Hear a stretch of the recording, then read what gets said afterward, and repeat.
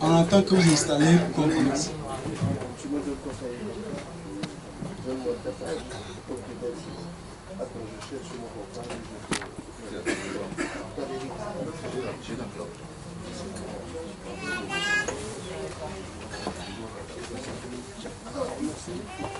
Ok.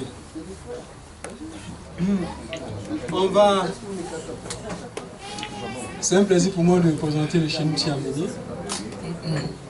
Pour ceux qui ne le connaissent pas, il est président de la section nationale Haït-France.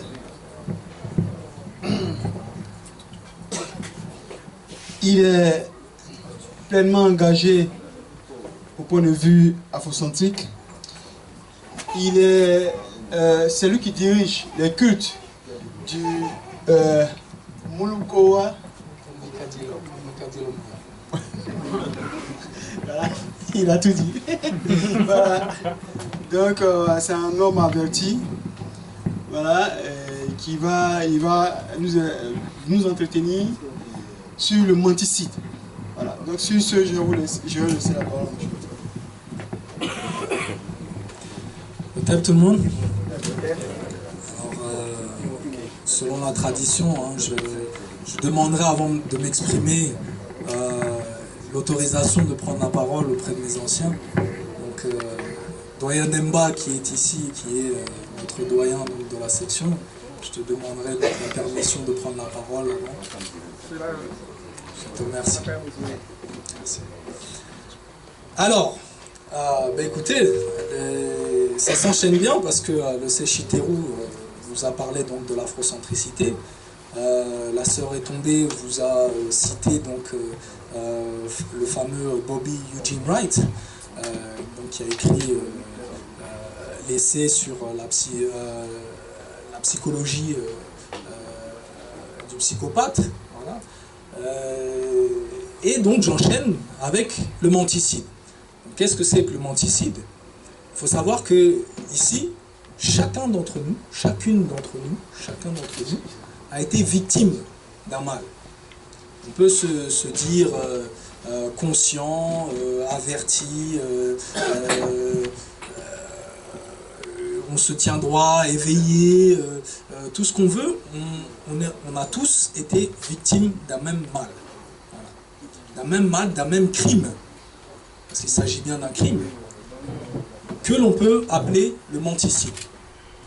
Alors pourquoi le menticide? Donc, avant tout,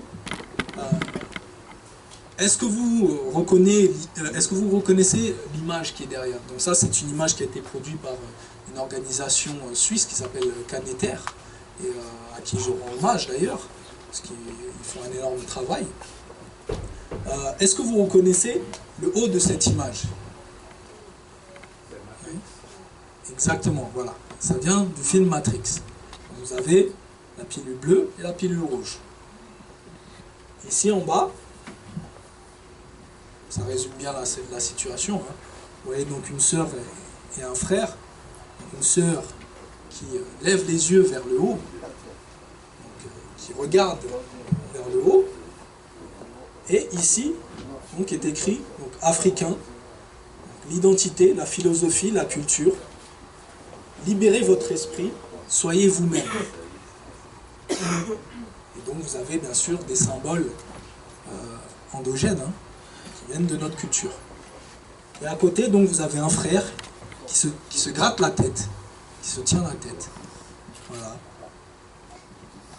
Avec des symboles très connus également, mais qui ne sont pas les nôtres. Vous avez donc le signe de la franc-maçonnerie, vous avez la croix chrétienne, l'étoile de Judas et le signe donc, de l'islam. Et vous avez écrit donc esclavage mental, l'aliénation, la philosophie étrangère, la culture étrangère. Et vous voyez qu'en dessous de chaque pilule, donc, vous avez cette représentation. Ça résume bien donc ce qu'est le menticide. Et on va le voir. Prochain slide, s'il te plaît. Alors, Au cours de cette présentation, voici les points qu'on va aborder. Donc, tout d'abord, qu'est-ce que le menticide? On va essayer de l'expliquer. Ensuite, quel est son but? Quelle est son utilisation? Pourquoi est-ce qu'on a mis en place une telle machine de guerre? Ensuite, quel en est l'impact réel? Voilà, on crée une arme. Et quel est l'impact de cette arme auprès des populations? Ensuite, comment est-ce qu'on propage donc, cette arme? Comment est-ce qu'on la répand au sein des populations ciblées? Ensuite, quelques exemples de menticide, pour bien pointer du doigt ce dont on parle. Et enfin, que faire? Que faire? Parce que lorsque justement on est conscient de subir, d'être victime d'une chose, d'avoir un malaise, il ne suffit pas de le constater. Il faut aller au-delà et savoir comment se guérir, comment avancer, comment faire en sorte de se reconstruire. Prochain slide. Alors voilà, donc qu'est-ce que le menticide? Il faut savoir que le menticide, la première fois que ce terme a été utilisé, donc c'était dans le fameux livre dont on vous a parlé, de Bobby Eugene Wright. Voilà. Donc la personnalité raciale du psychopathe et autres essais. Alors, écoutons ce que justement Bobby Eugene Wright dit à propos du menticide.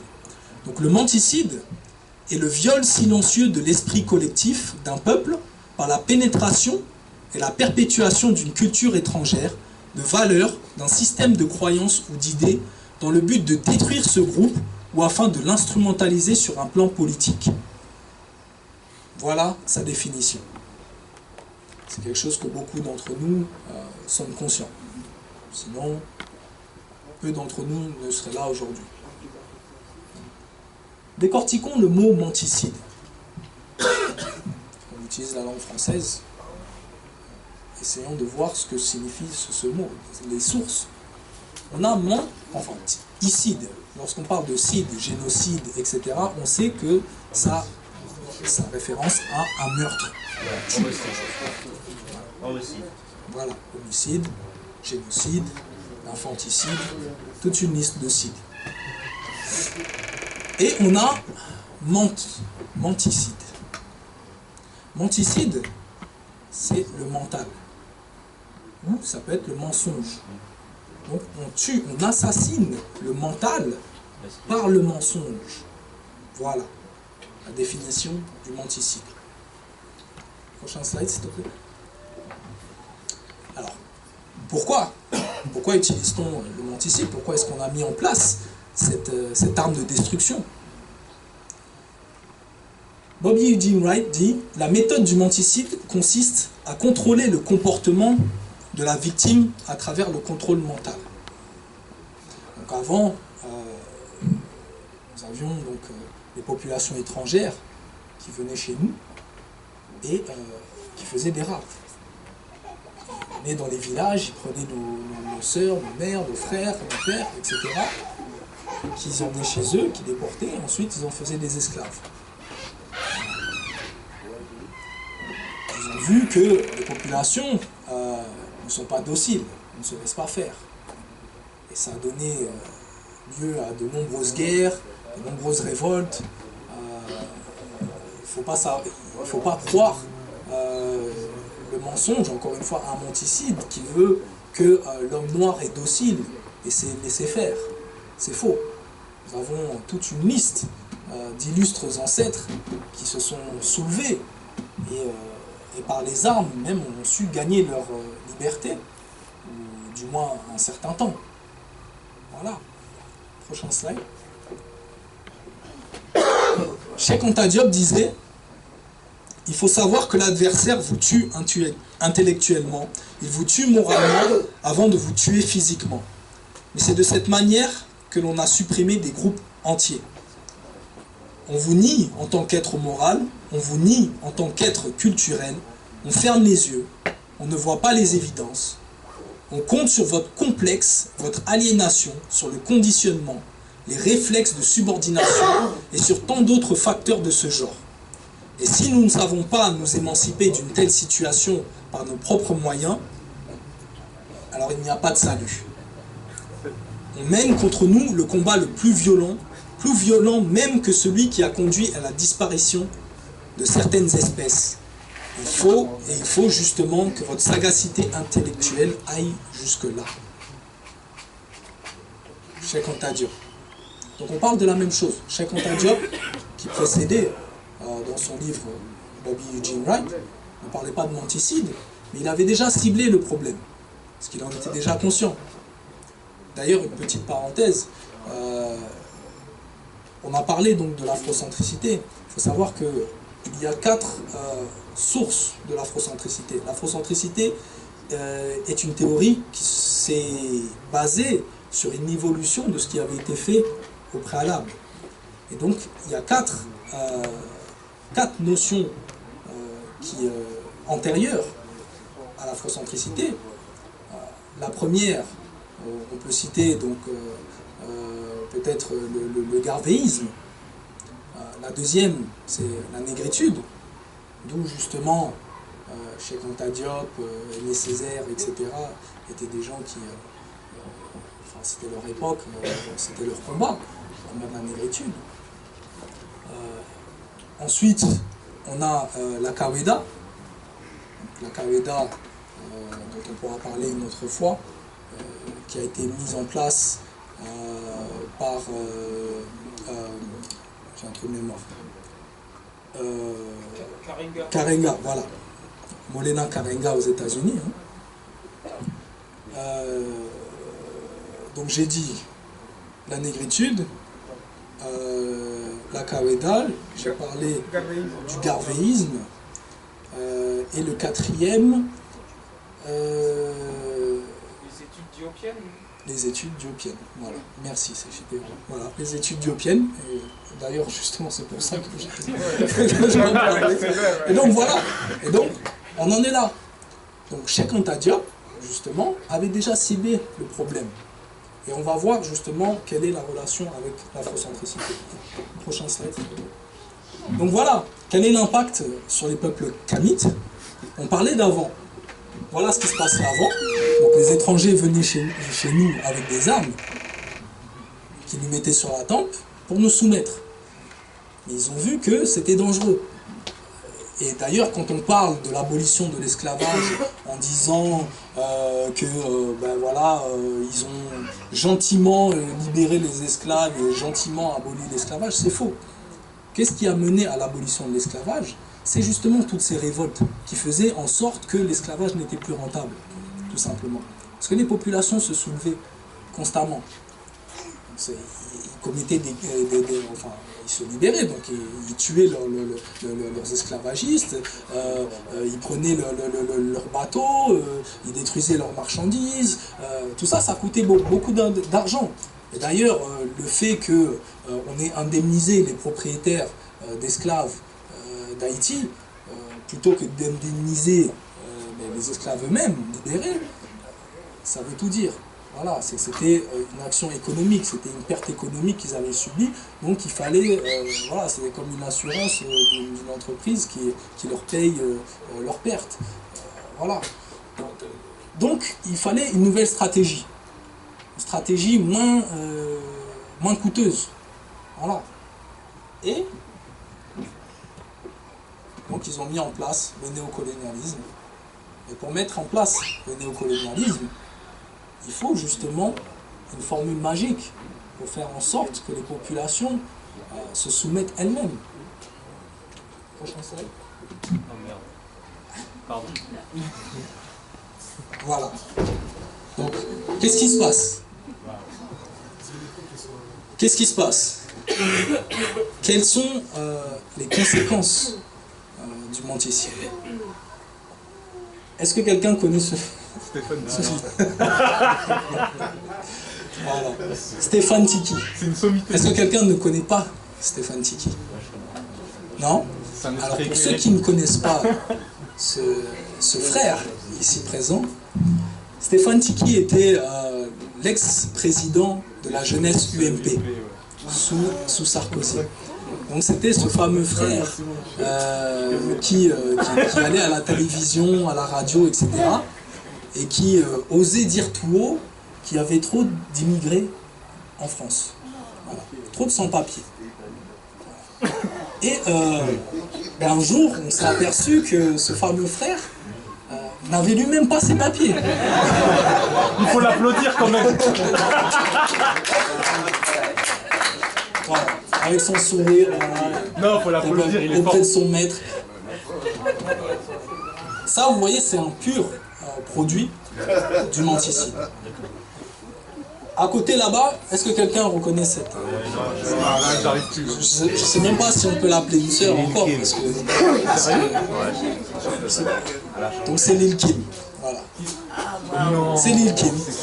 Moi je le voyais quand elle a poussé. Pour ceux qui sont nés dans les années 80, dans les années 90, c'était une grande star du rap. À l'époque pour ça je le connaissais. Elle était encore... Normal, ouais. Elle était encore À normale. l'original. Mais là voilà aujourd'hui. Bah, Là voilà aujourd'hui. Elle a encore changé. Elle a encore changé, apparemment c'est encore pire. Ouais, elle est devenue blonde carrément. Ah ben voilà. Je crois qu'elle était déjà blonde. On fait par bien ça. Voilà. Donc tout ça, ça n'arrive pas comme ça. C'est pas du jour au lendemain que quelqu'un sain d'esprit va faire un tel choix, va faire de telles stupidités. Tout simplement, c'est pas possible. Des actes comme ça ne sont pas naturels. Ça ne vient pas naturellement. Prochain slide. Voilà.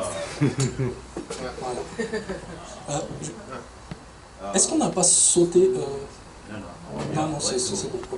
Voilà. Donc, l'idolâtrie du maître. Ça aussi, c'est ce qui résulte donc, du menticide. Donc ça, c'est une photo qui est prise du film Django Unchained. Voilà. Et donc, Samuel L. Jackson joue ce qu'on appelle l'oncle Tom. Voilà. Donc, ce qu'on appelle vulgairement le bon petit nègre de maison. Voilà. Celui qui est totalement dévoué à son maître et même qui l'assiste. Comme il dit Malcolm X. Voilà. Non, mais c'est ça. Bien. C'est tout à fait ça. Et donc, est-ce qu'on ne peut pas parler d'un syndrome de Stockholm? Donc, le syndrome de Stockholm, pour ceux qui ne savent pas, c'est lorsqu'une victime compatit pour son bourreau, voire même tombe amoureux de lui, l'idéalise. Voilà. Mais tout ça, ça n'arrive pas comme ça en claquant des doigts du jour au lendemain. Il y a tout un procédé au préalable. Et donc, quel est le résultat de tout ça? Où est-ce que ça nous mène? L'incapacité de concevoir un avenir ensemble.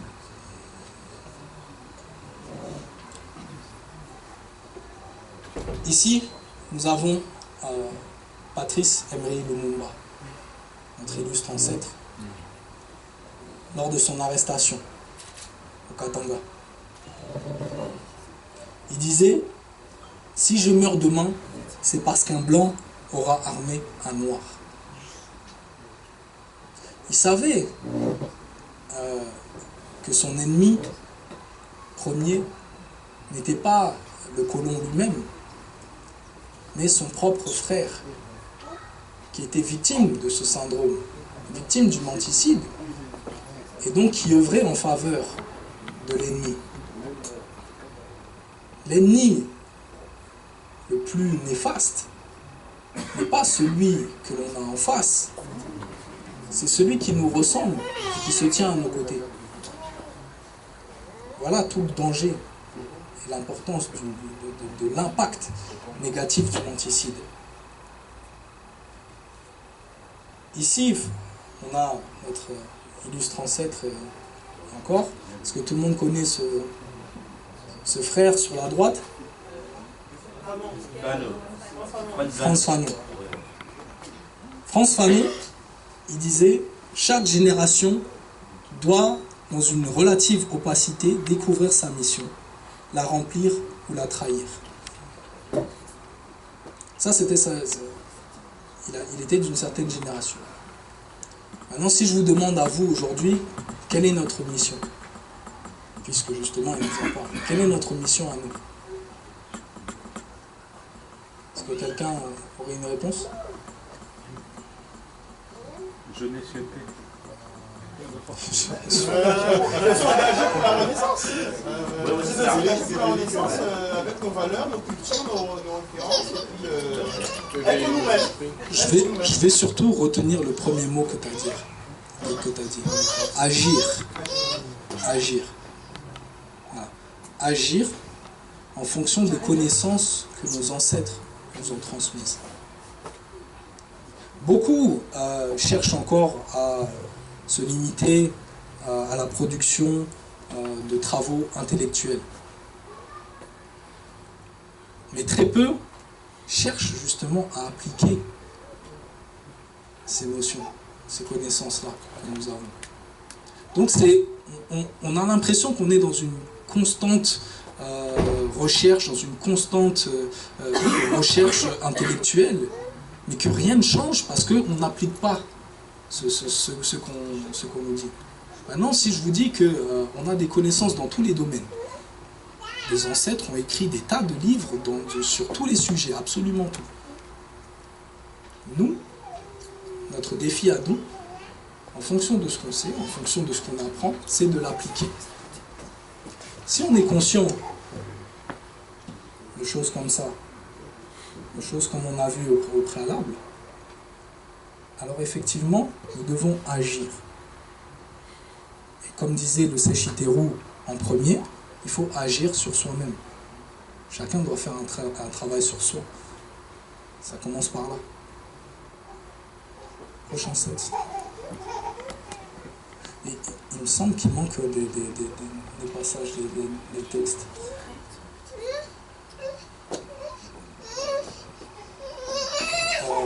Il y a un problème de page. C'est possible. Avance un peu pour voir. Non, recule en arrière. Encore. Oui, non. Voilà. Alors, qu'est-ce qui se passe? Une autre conséquence donc, du menticide. Parce qu'on veut nous faire croire, justement en notre infériorité, que notre vie n'a pas de valeur, que nous ne sommes pas sacrés, que nous n'étions que des sauvages, et que de toute manière nous avons vendu nos propres sœurs, nos propres frères, etc. Que nous n'avons rien accompli, que nous sommes là que pour consommer, que pour servir. Forcément, tout ça mène quelque part. Lorsque on manque de confiance en soi, lorsque l'on manque de confiance en ses propres sœurs, ses propres frères, on tombe dans ce qu'on appelle l'individualisme et la soumission. Donc, la vie d'une sœur ou d'un frère n'a plus aucune valeur à nos yeux. Comme notre propre vie, au fin de compte, elle n'a aucune valeur. Et donc voilà, on assiste à ce qu'on a vu par exemple en Côte d'Ivoire. On assiste à ce qu'on voit tous les jours maintenant dans les journaux. C'est pas les guerres qui manquent au niveau du continent. Mais qu'est-ce qui peut pousser justement nos propres responsables, nos propres chefs d'État à tuer leur propre population? Mais au-delà du chef d'État, même même le sergent, le général, etc. Comment est-ce qu'on peut en venir là? Tout ça est le produit du menticide. Le le manque de considération pour la vie de nos semblables. Ici à côté, donc, vous avez des membres. Ah non, ça c'est pas des francs-maçons. C'est des Américains, c'est des Crips. Voilà. Vous avez donc deux gangs majeurs. Pas seulement. Maintenant, ils se sont répartis dans tous les États-Unis. Ils sont partout, même au-delà des frontières. Et donc voilà, vous avez des membres du gang des Crips. Et cette bataille qui fait rage dans les rues des États-Unis, et puis d'ailleurs j'ai pris l'exemple des États-Unis, mais il suffit de voir ici en France aussi, ou en Angleterre, ou voilà, un peu partout d'ailleurs. C'est un phénomène qui n'a plus de frontières. Voilà. Mais tout ça, ça arrive parce que justement on a perdu la notion de sacralité de nos propres vies. On a perdu de vue la grandeur que nous avions. Tout ça est un produit du menticide. Prochain slide. Recule juste en arrière. Voilà. Le manque de considération pour la vie de nos semblables. Prochain slide. Au profit du maître. Tout ça, ça profite à qui? Le maître. Voilà. The white man.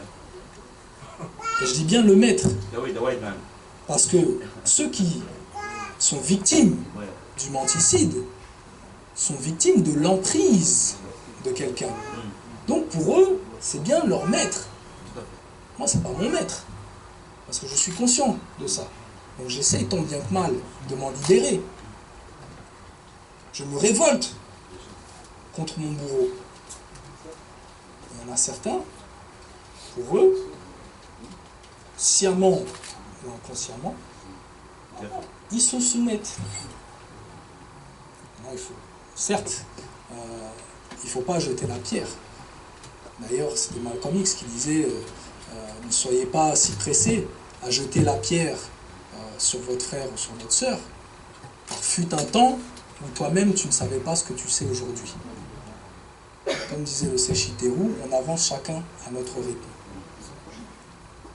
L'important, c'est d'avoir ce déclic qui va faire que, justement, on va aller à la recherche de la vérité. Et l'important, c'est aussi d'avoir la possibilité d'accéder à l'information, à la vérité. Est-ce que quelqu'un connaît ce monsieur? Toi, je sais que tu connais. Est-ce que quelqu'un connaît ce monsieur? C'est pas un entrepreneur qui travaille au Congo, non? Oui, t'es sur la piste. Diamant, ouais. Voilà. Commissaire juif. Exactement.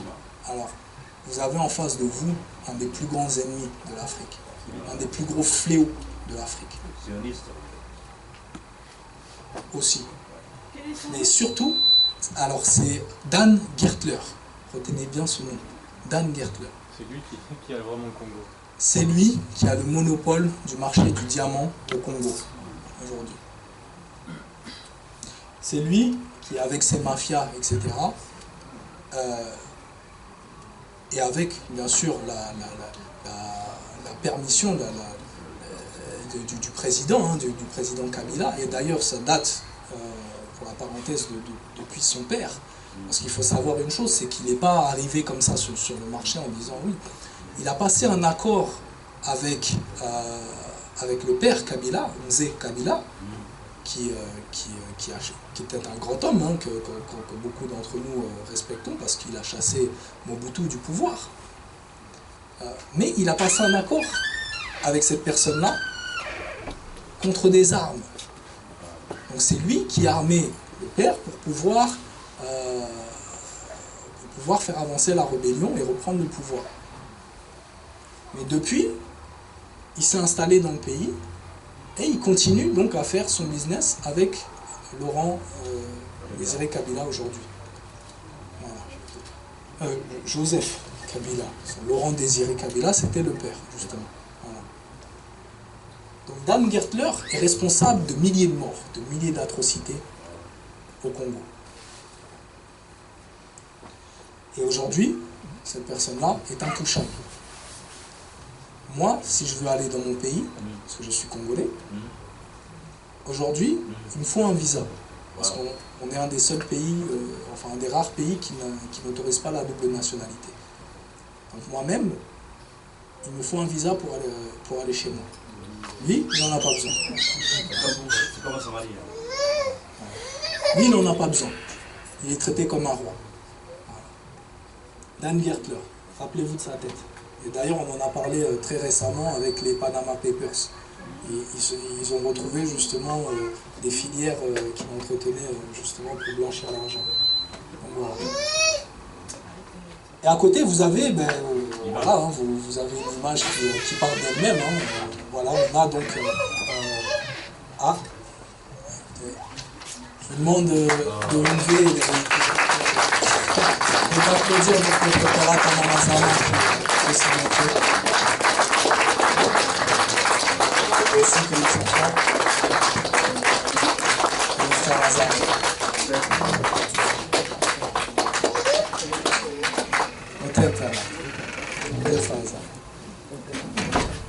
Donc voilà, donc l'image parle d'elle-même. Hein. Vous avez donc deux kamites hein, sur lesquels justement cet individu abject se nourrit de leur fluide vital. C'est imagé, mais c'est ce qui arrive. Voilà. L'Europe, l'Occident nous utilise comme de la marchandise. Voilà. Donc, tout simplement, ils puisent nos ressources, mais ils puisent également nos énergies vitales, jusqu'à nos vies. Tout ça grâce au menticide. Prochain slide. Alors, comment est-ce que se répand le menticide? Comment est-ce que on propage cette arme parmi les populations?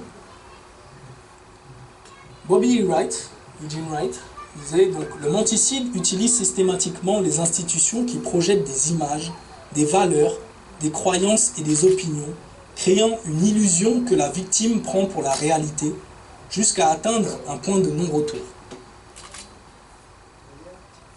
Vous parlez, enfin, vous-même, vous parlez souvent avec vos sœurs, vos frères, vos proches du combat. Et vous êtes sûrement un peu comme moi surpris par certaines réponses, certaines réactions de leur part, etc. Aujourd'hui, combien de nos frères et sœurs se réfugient dans les mosquées, dans les églises, et à s'automutiler.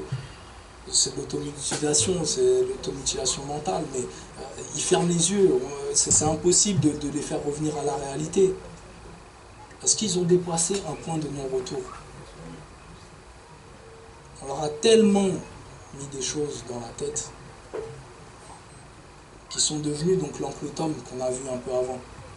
Celui qui donnerait sa vie pour protéger son maître, protéger son bourreau.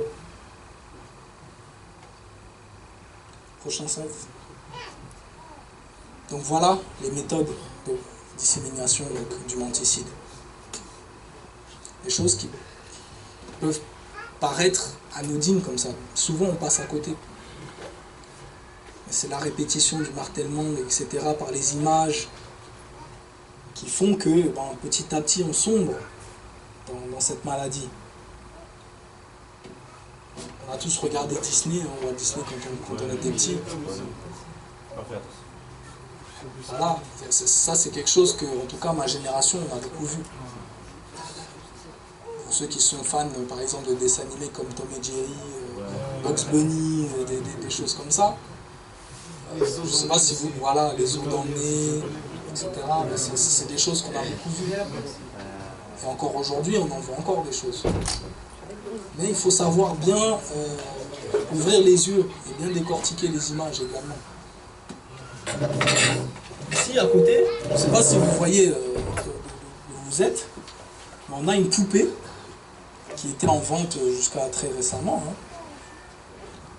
Avec donc, on dit souvent il n'y a pas assez de poupées noires. Ils se sont dit bon, on va faire une poupée noire, on va leur faire plaisir. Ben voilà la poupée noire qu'ils ont sortie. Sauf que si vous regardez sur son bonnet au-dessus, il y a écrit Little Monkey, petit singe. Elle tient un singe donc, dans ses mains. Et la banane. Voilà. Donc, les moins avertis, ils vont regarder ça, ils vont faire oh c'est mignon. Est-ce qu'on peut nous aujourd'hui être aussi bas dans notre méthode de réflexion? C'est pas possible. On ne peut pas se laisser faire des choses comme ça. Prochain slide.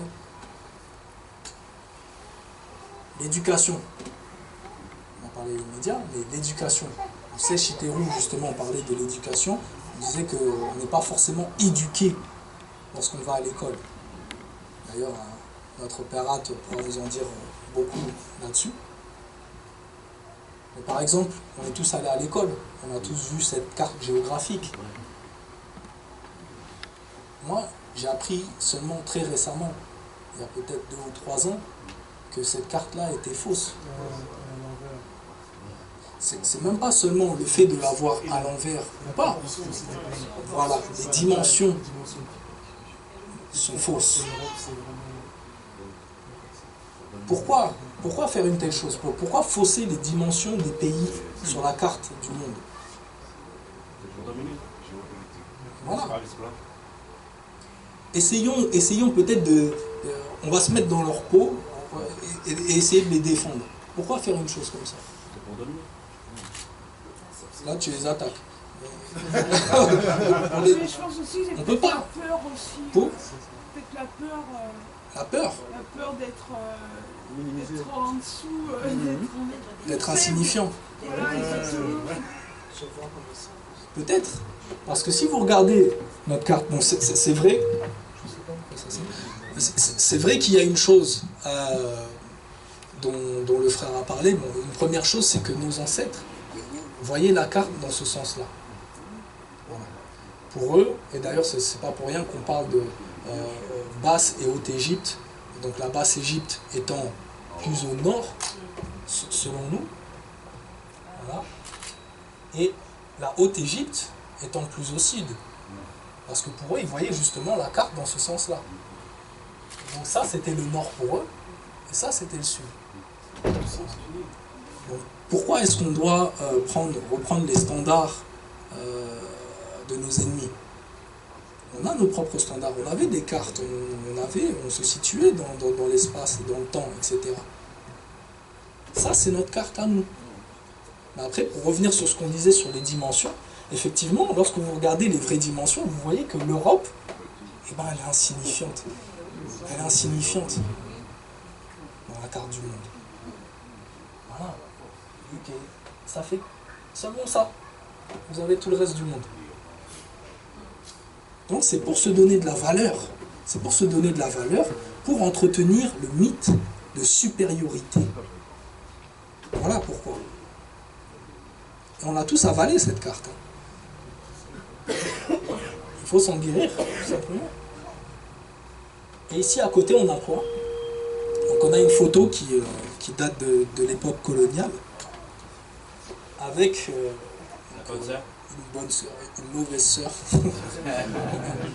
Une mauvaise sœur, et donc 3 enfants qui portent un panneau sur lequel est écrit « Nous sommes de petits enfants chrétiens et nous vous remercions ». Nous, peut-être, on s'offusque lorsqu'on voit ça.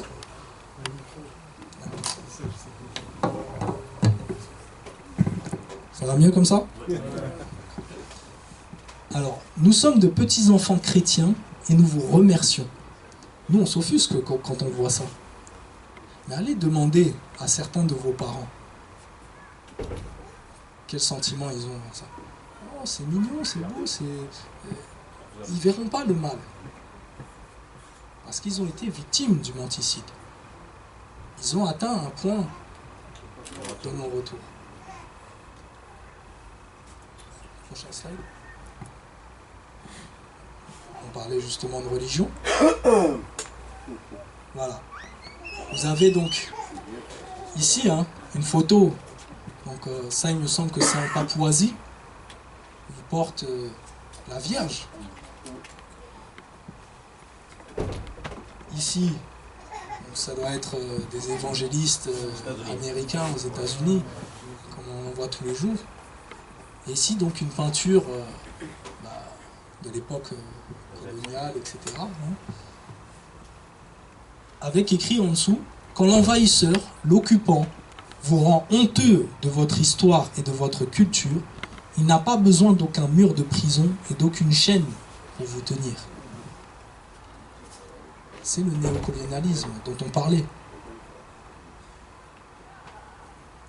À côté, voilà, vous avez un dessin qui résume bien la situation donc, en République centrafricaine, entre chrétiens et musulmans qui s'entretuent, tous deux en vantant les mérites de leur religion, sans même connaître le contenu même des textes religieux auxquels ils adhèrent.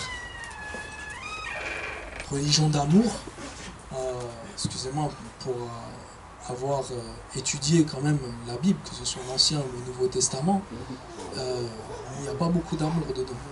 Il y a beaucoup de haine, mais pas beaucoup d'amour. Religion de paix, en parlant de l'islam, c'est plutôt une religion guerrière qu'une religion de paix.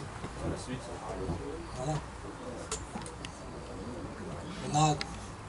Mais tout ça, il y a une raison.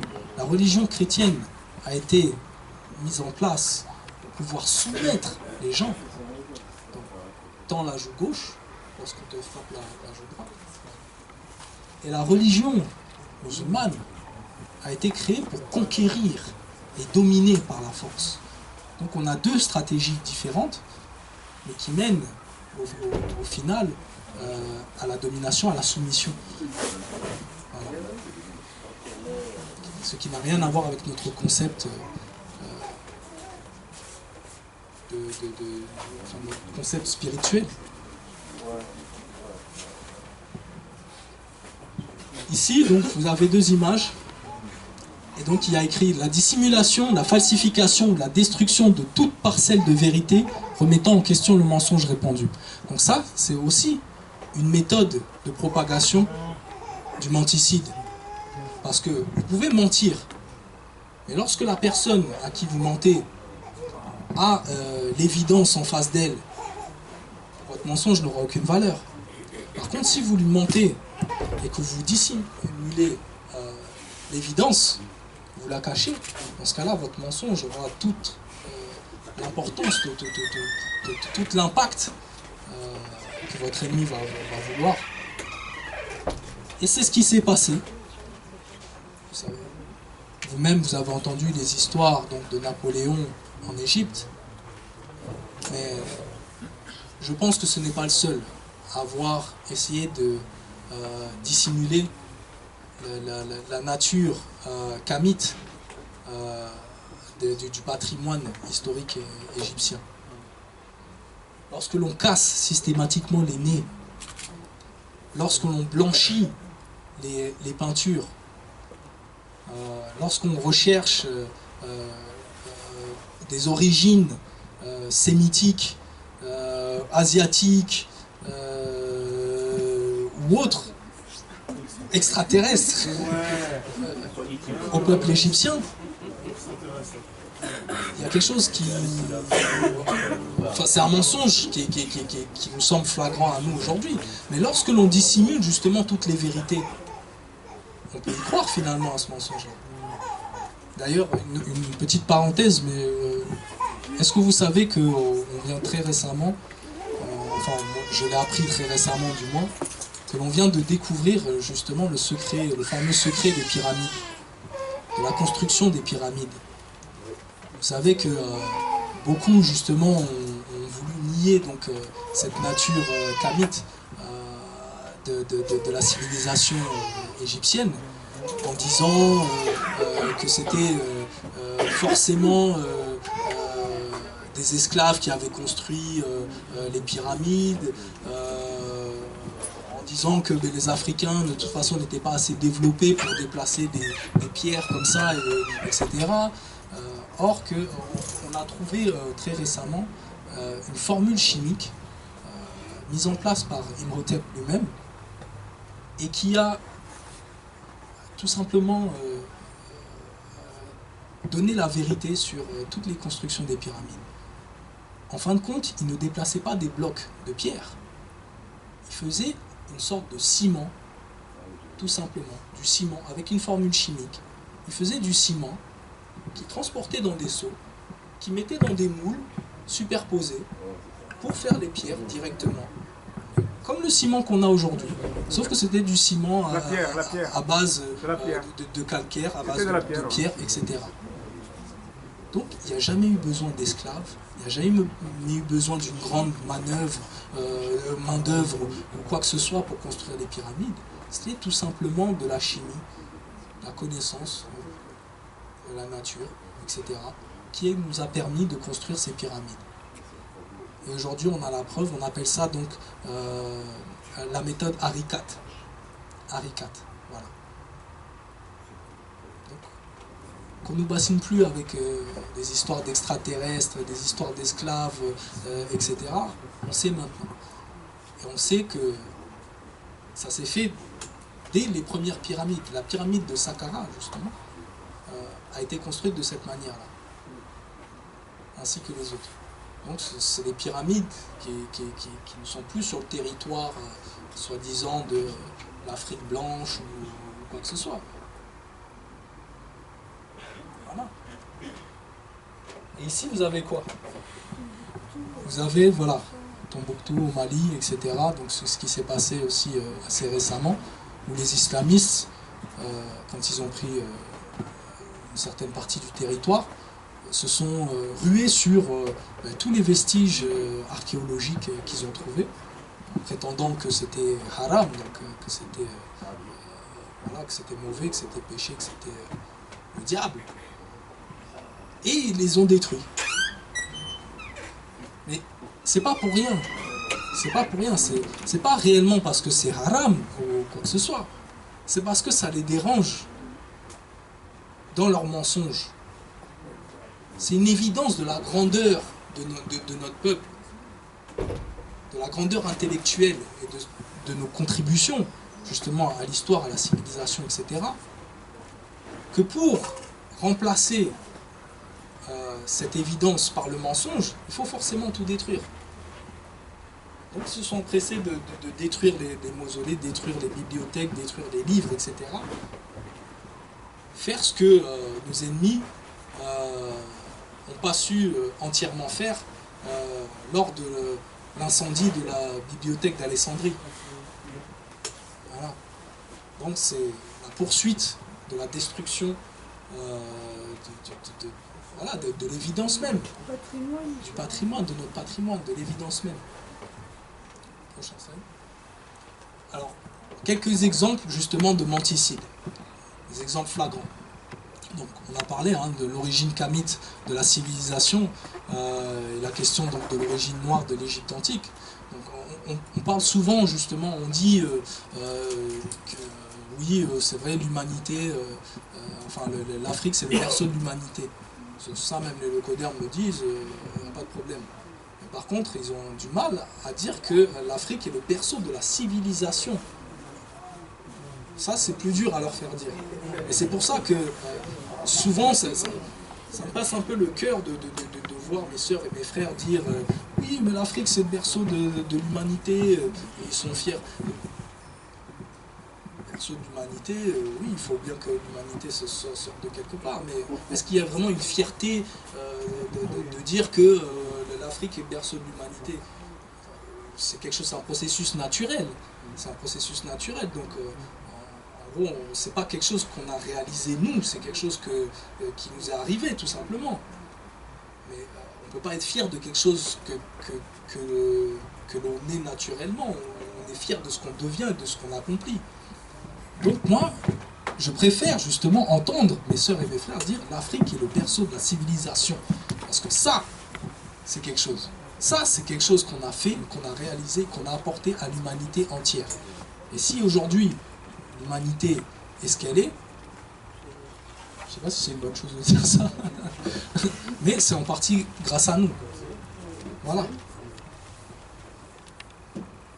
Ensuite, l'absence d'histoire et de contribution historique des peuples kamites. Hein, on se souvient tous de l'épisode de Sarkozy qui est parti au Sénégal devant des étudiants de l'université et proclamait tout haut que l'Afrique n'était pas assez rentrée dans l'histoire. Je comprends toujours pas comment ça se fait qu'il est ressorti de cette salle vivant. Je sais pas. Voilà. Parce que justement, dans cette salle, il y avait beaucoup de victimes du menticide. Voilà. La pratique d'un esclavage endémique séculaire à Kamita. Lorsque vous parlez de la traite négrière transatlantique ou transsaharienne, etc., et vous dites oui, de toute manière, les Africains pratiquaient l'esclavage aussi entre eux, ils ont vendu leurs frères, leurs sœurs, etc. Or, c'est faux. C'est absolument faux. Et on peut le prouver par différents moyens. Je vais vous en citer quelques-uns. Hein. Déjà, le terme esclave n'existe dans aucune langue africaine, endogène. Ça, c'est une chose. Ensuite, on a de récits d'aucune pratique d'esclavage. On n'a rien qui nous prouve qu'il y avait une pratique d'esclavage avant l'arrivée des étrangers en Afrique. Ça n'existe pas. On n'a rien.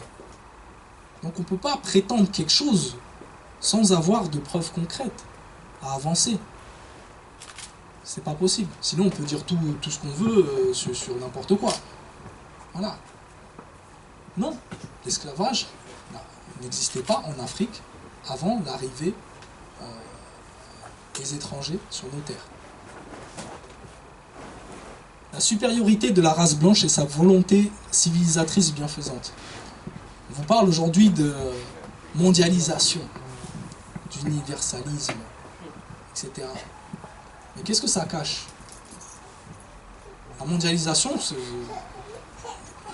certains peuvent dire oh oui, c'est bien qu'on soit tous réunis, voilà, qu'on marche tous ensemble dans le même sens, etc. Mais dans quel sens est-ce qu'on va justement? Ouais, je dirais, tout simplement. disparition culturelle. Et, voilà, disparition culturelle. Parce que justement, mais c'est même pas ça, c'est qu'on a adopté les standards eurocentriques comme étant quelque chose d'universel. Donc on marche tous dans le même sens, mais dans le sens de l'homme blanc. Voilà. Et on sait où ça nous mène justement. Regardez le monde de l'homme blanc aujourd'hui dans lequel on vit. Donc sous couvert de mondialisation, d'universalisme, de vouloir fédérer, peace and love, etc. Ben non, on marche vers la destruction. L'origine sémitique du monothéisme. Ça c'est un autre exemple de menticide. Hein. Lorsque l'on parle, voilà, on dit de la spiritualité africaine, de la religion africaine, on vous dit oui mais non, les premiers à avoir cru en un seul Dieu, c'était les Juifs. C'est faux. On a des textes qui datent de 3000 ans, voire même 5000 ans avant la Bible, 3000 ans avant la Torah, qui parlaient d'Imen-Ra comme étant le Dieu créé de lui-même, qui était seul lorsqu'il s'est créé à partir du Noun. Donc quand on parle d'un Dieu unique, on va chercher les plus anciens textes, et c'est les textes justement de Kemet, tout simplement. Donc là, ils n'ont pas su justement détruire l'évidence, la vérité. Voilà. On est retombé dessus, on l'a retrouvé, voilà. On a prouvé le mensonge. Donc voilà, donc on parlait justement de l'origine kamite de l'Égypte antique. Et donc là, on a une fresque qui figure donc sur le tombeau de Ramessou, il me semble, donc de Ramsès, et donc qui montre les différentes populations que côtoyait le peuple égyptien à l'époque, et notamment lui-même. Et ici, si vous regardez, voici comment l'Égyptien de l'époque se représentait lui-même. Il n'y a pas... voilà, c'est une évidence, chacun voit pareil, donc voilà. Là, c'est eux-mêmes qui se décrivent. On vous donne une photo, on dit ça c'est moi. Voilà. Le mensonge est mort. Ici, on a les Asiatiques. Ici, on a les autres peuples qui peuplaient donc la terre d'Afrique à l'époque. Voilà, les Nubiens en l'occurrence. Vous voyez qu'ils se ressemblent comme deux gouttes d'eau aux Égyptiens, enfin, aux Kémites. Et après, on a donc les Sémites, les Indo-Européens. Voilà. Donc, le mensonge est mort. Vous voyez, il suffit d'aller justement à la recherche de cette vérité pour se guérir, justement. Ici, est-ce que quelqu'un sait de quoi il s'agit? L'os des Shango. Par rapport? Non. Non. L'os des Shango, c'est un des plus vieux vestiges des mathématiques appliquées. Lorsqu'on vous dit que les mathématiques ont une origine grecque voilà, mésopotamien, etc., bah non. La preuve, elle est là. L'os d'Ishango, qui a été retrouvé en Afrique du Sud, en menstruation, tu parles. D'accord. Dans ce cas-là, oui. Sur cet os-là, on trouve tous les nombres premiers. On trouve une succession des nombres premiers. Pour ceux qui ont fait des mathématiques, je pense que quelqu'un pourra mieux expliquer ce qu'est un nombre premier. C'est un nombre qui se divise par 1 ou par son propre nombre, par lui-même. Voilà. Donc c'est quand même une mathématique un peu poussée. Et ça date de moins 20 000 ans. Là, on est en moins 20 000 ans, alors qu'on essaie de nous dire que les mathématiques viennent de la Grèce antique. Donc Grèce antique, c'est quoi? C'est quelle période? Ça date, voilà, ça date de 2000 ans, 2000, 3000 ans, la Grèce antique. Là, on est à moins 20 000 ans. Et encore, c'est pas le plus ancien. Parce que vous avez l'os de Lemombo, voilà, qui date, lui, de moins 30 000. Moins 30 000 ans. Donc on connaît les mathématiques depuis très longtemps. Donc là, encore une fois, on a encore un mythe, encore un mensonge déconstruit. On se guérit petit à petit. C'est comme ça. Et je ne sais pas si vous avez fait attention, mais au bout de l'os, vous avez un quartz, une pierre de quartz. Le quartz, on se demande ce que c'est. Mais le quartz, c'est quelque chose qui est utilisé dans toutes les montres pour avoir l'heure. Le frère parlait de menstruation. C'est vrai que cet os était utilisé par les femmes pour calculer justement leur cycle menstruel. Donc il y a une notion de temps, il y a le quartz, on est poussé quand même, on est loin quand même. Prochain slide. Voilà, donc on parlait de religion. Hein. On a ici donc, Aset et son fils Heru. Ça, c'était au début. Ensuite, bon, c'est encore Aset et Heru, mais sous une autre forme, on va dire. Voilà. Mais ça reste dans le concept. Et ensuite, aujourd'hui, voilà, Donc ça, c'est pas le choco, hein, c'est pas le truc clair, c'est pas le... je sais pas quoi. Ça, c'est comment est-ce que justement on dissimule la vérité et on la remplace par une autre. Voilà. Toujours dans le domaine religieux, vous avez ici donc les plus anciens textes qui parlaient justement de ce qu'on appelle les 42 principes de la Mahat. Et à côté, vous avez donc les 10 commandements, la table des 10 commandements.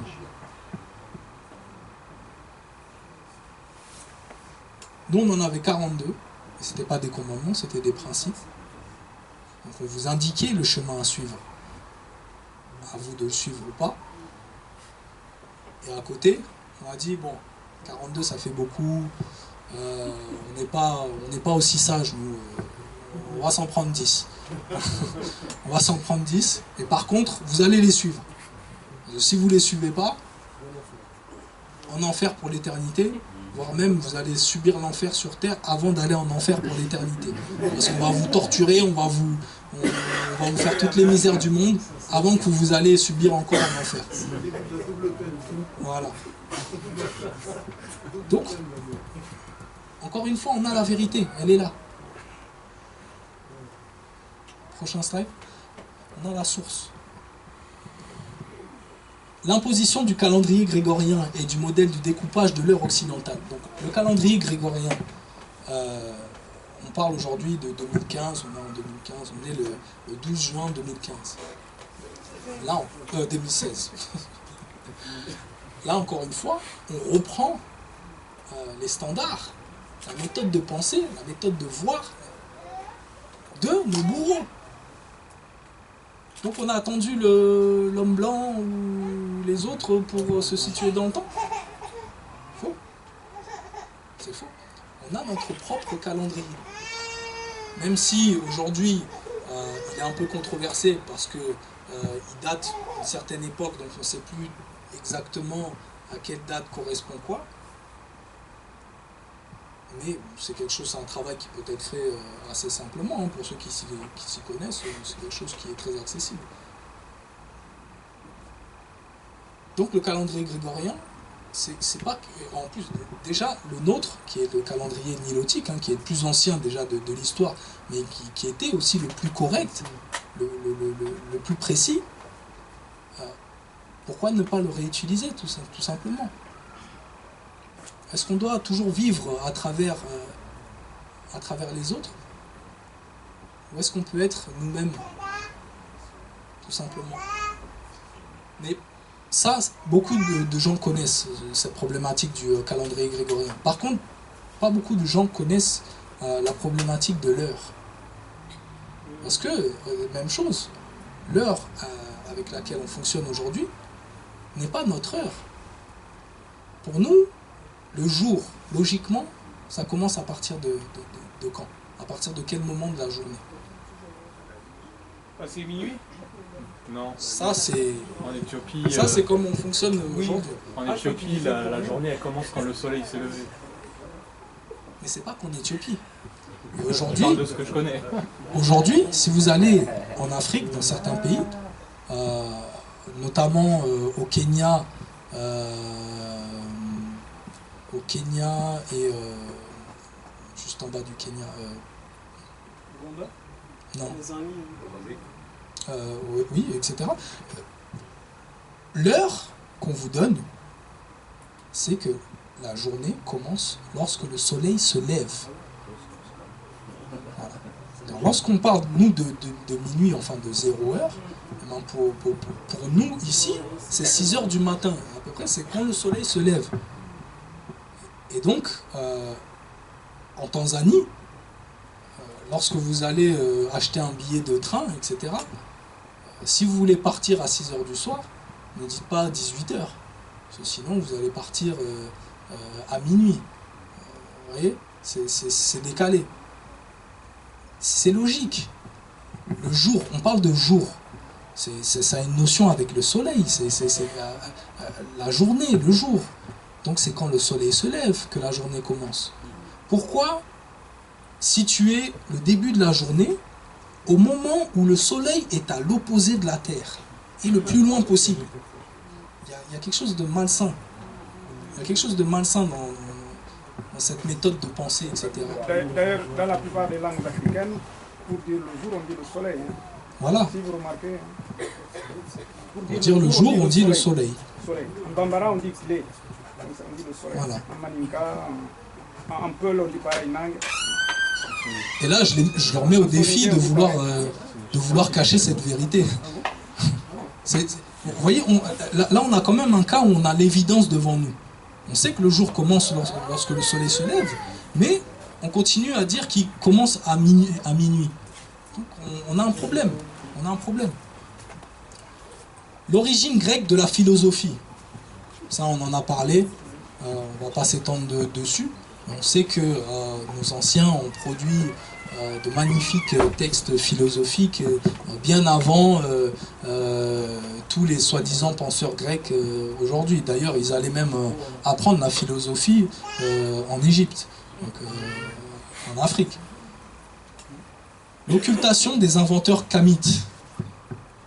Voilà, on parlait de Sarkozy quand il est allé au Sénégal, etc. On parle du mythe, justement, du noir qui ne produit rien.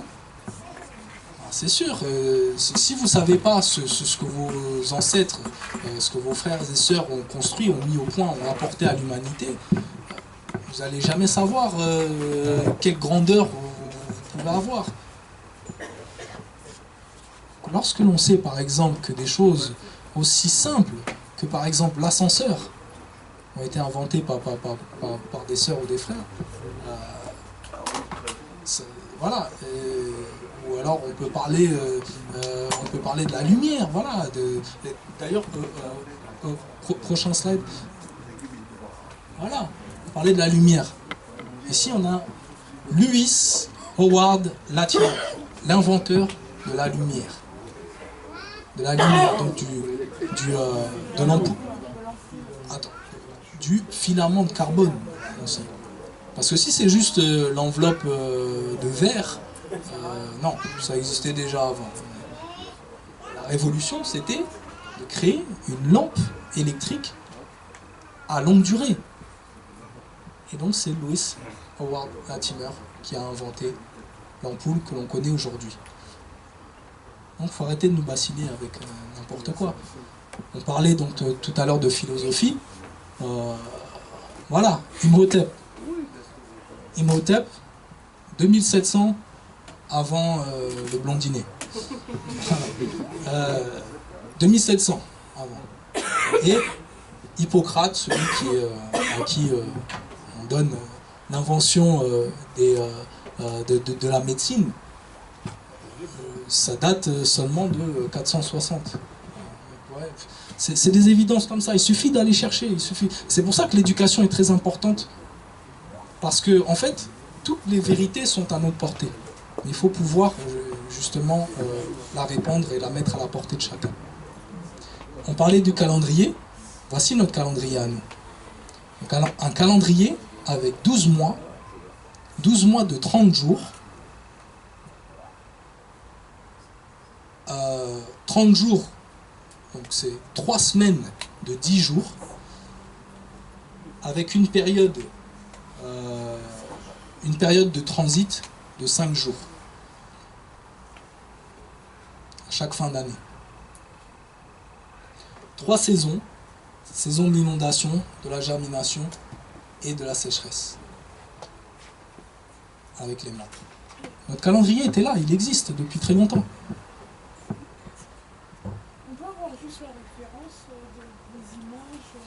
Ça, tu tapes calendrier nilotique, n'importe où, tu tomberas dessus. Tu pourras trouver très facilement. Prochain slide. Alors le paroxysme, voilà, c'est le point culminant du menticide. Jusqu'à où est-ce que ça peut nous mener? Est-ce que vous reconnaissez ces images? Ça, c'est ce qui s'est passé, voilà, au Rwanda. Il faut savoir une chose, c'est que les Hutus et les Tutsis n'existent pas. Ça n'existe pas. Les colons belges, quand ils sont arrivés sur le territoire, ont par ces méthodes-là, ces méthodes, ça a un nom d'ailleurs, c'est chez vous, quelle est cette méthode C'est de l'anthropologie physique. L'anthropologie physique, etc. Ils ont séparé donc les gens selon les caractéristiques physiques qu'ils avaient. Ils ont dit, voilà, vous êtes Hutu, vous êtes Tutsi. Des années après, voilà ce qui arrive. Des anciens frères, des anciennes sœurs, tout simplement parce que l'homme blanc leur a dit, bah, toi tu ne ressembles pas à lui, donc toi tu te mets de ce côté et toi tu te mets de ce côté. Ben voilà où ils en sont venus. Ça c'est le paroxysme du menticide. Et c'est pas pour rien qu'ils sont restés sans rien faire, qu'ils ont regardé, et même qu'ils ont même un peu poussé sur, soufflé sur les flammes. Parce que c'est ça qu'ils recherchent au final, qu'on s'entretue tous entre nous, pendant que eux continuent à puiser les ressources. Hein. Et pourtant c'était de la même famille, etc. Mais ça c'est le produit du menticide sur la durée.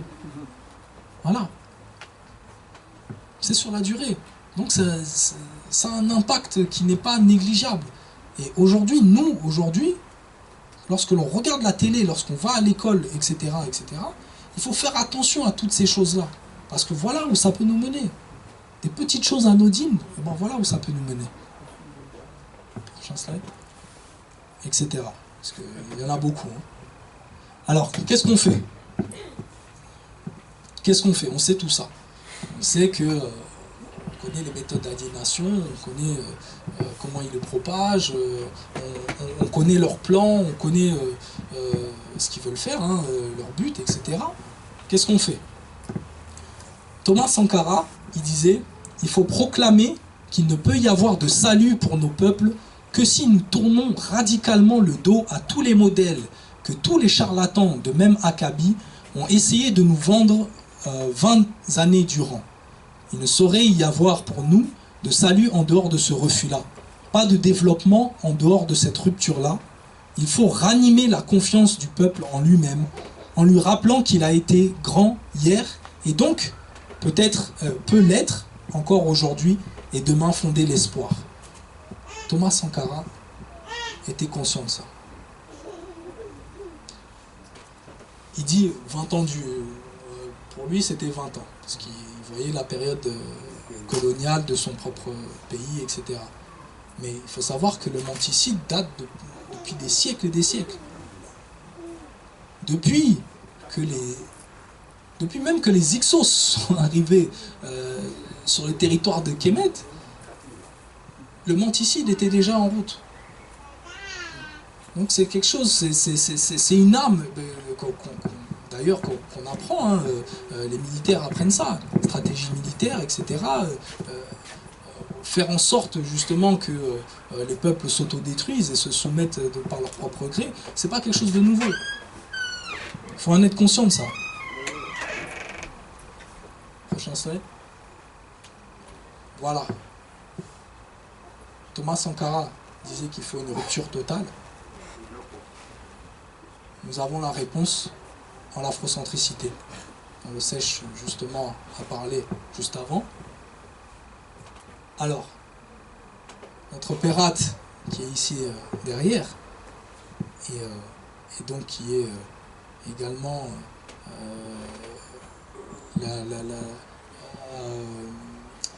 à la tête de notre organisation, et qui a produit beaucoup d'ouvrages au sujet de l'afrocentricité, qui, je rappelle, a été créé par Molefi qui était à Santé. Et voilà ce que notre très cher Pérate nous dit. Alors l'afrocentricité, c'est un concept qui nous presse, nous commande de nous réinscrire, de nous repenser comme sujet de notre propre existence et d'en tirer de façon systématique toutes les implications.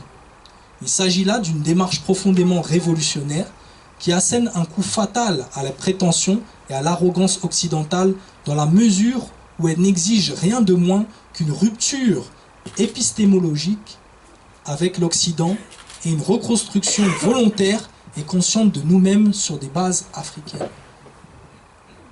Donc lorsque l'on est conscient de ce qu'est le menticide, de son impact, etc., la seule solution pour se guérir, c'est de redevenir nous-mêmes, de se réapproprier notre identité, de se réapproprier nos valeurs, de se réapproprier notre histoire, nos vérités qu'ils ont dissimulées.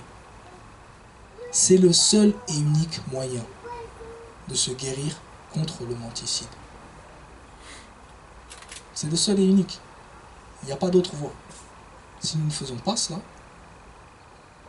nous serons les oncles Tom que nous avons vus, et nous allons finir comme ce qui s'est passé au Rwanda. Ça a déjà démarré, on le voit. Prochain slide. Honneur envers nos ancêtres et la Maat, rigueur et fermeté contre nos ennemis et nos adversaires.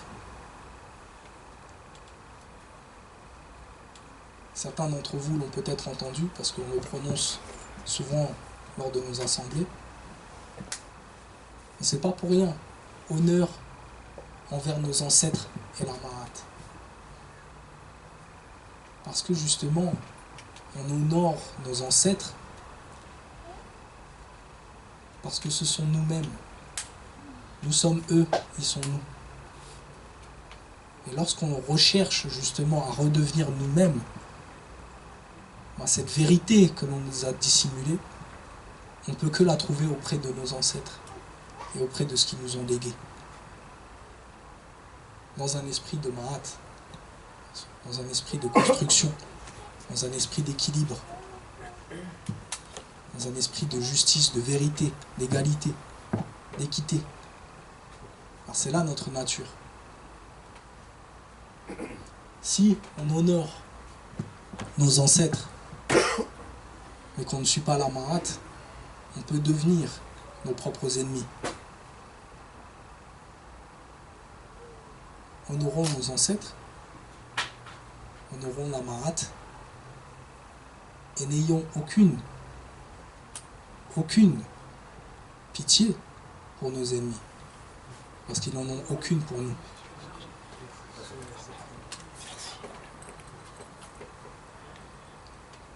Vous voyez, l'image parle bien d'elle-même. Aujourd'hui, il faut qu'on arrive à ça, tout simplement. Jetons les mensonges à la poubelle, reprenons les vérités, réapproprions-nous nos vérités, et marchons ensemble sur les chemins de la Mahat et sur les chemins de la Renaissance kamite.